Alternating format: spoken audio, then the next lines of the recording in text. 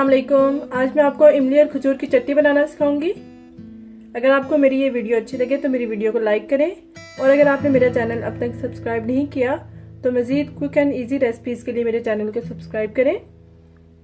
इमली और खजूर की चटनी बनाने के लिए आपने इमली लेनी है 100 ग्राम, और उसको 1 कप पानी में भिगो के रख देना आधा घंटा पहले, ताकि अच्छे से सॉफ्ट हो जाए।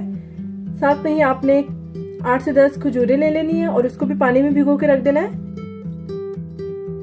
50 ग्राम आपने गुड़ ले लेना है, 2 टेबलस्पून ब्राउन शुगर और व्हाइट शुगर जो भी आप यूज करना चाहें, 1 टीस्पून सॉल्ट, जीरा आपको चाहिए होगा 1 टीस्पून भुना और कुटा हुआ जीरा, हाफ टी स्पून आपने ले लेना है चिली पाउडर। अब हम इसको बनाना स्टार्ट करते हैं। सबसे पहले आपने क्या करना है कि इमली के अंदर से इसकी ये जो सीड्स हैं इनको अलग कर लेना है, और जो इसका पल्प है उसको इसी पानी के साथ अच्छे से ब्लेंड करके इसका पेस्ट बना लेना है।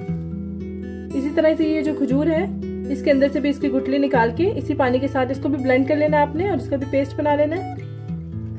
सबसे पहले हम इन दोनों का पेस्ट बना लेते हैं। ये देखिए मैंने इमली के पल्प को भी ब्लेंड कर लिया इस पानी के साथ, और ये जो खजूर थी ये भी इसी पानी के साथ मैंने ब्लेंड कर ली है। अब हम एक पैन लेंगे और उसमें डालेंगे हम ये इमली और खजूर जो हमने ब्लेंड की थी, और जीरा, शुगर, रेड चिली पाउडर और ये गुड़। अगर आपके पास गुड़ ना हो तो आप गुड़ के बजाय भी चीनी डाल सकते हैं। सॉल्ट, 1 छोटा गिलास पानी का। अब इन सारी चीजों को आपने मिक्स कर लेना है और इस वक्त तक पकाना है आपने जब तक ये जो गुड़ है हमारा ये अच्छे से मेल्टिंग हो जाता है इसमें। बस अब हम इसको पकने के लिए छोड़ देंगे अच्छे से मिक्स करके।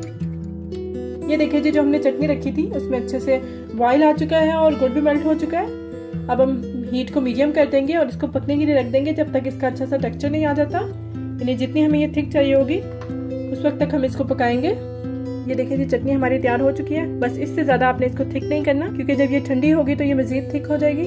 अब हम इसको ठंडा होने देंगे और ठंडा होने के बाद इसको हम सर्व कर लेंगे।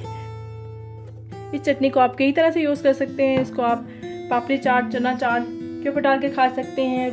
रोल समोसा के साथ आप इस चटनी को ले सकते हैं। ये परफेक्ट चटनी है आपके इफ्तार के लिए।